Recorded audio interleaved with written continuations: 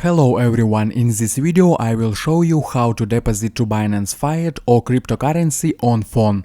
Basically it's pretty easy, just follow the steps I do to not any mistakes. So all we need is open Binance and click deposit. There are two options to receive. First, consider a crypto deposit. We enter your currency and check if you can deposit directly from the card. In some countries this is not possible. For example, we enter euros and see that we can continue and deposit from a bank card.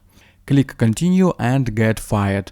But for example, you will not be able to deposit the Brazilian real, so check it out. Now let's consider the first option of P2P trading. Choose it. We get to a page where you can use a bank transfer to buy, for example, USDT from a real seller. To begin with, we read it terms below, and if everything suits us, then click the enter, the amount and fiat or in USDT. This page also shows seller reviews and the percentage of completed transactions. Choose those with more than 90%. Then click buy USDT and transfer the money to the merchant's card. After checking it, he will send you USDT to your wallet. In this way you can also buy Bitcoin, for example, select it and look at the offers. If they do not suit you, then deposit the USDT and then buy Bitcoin.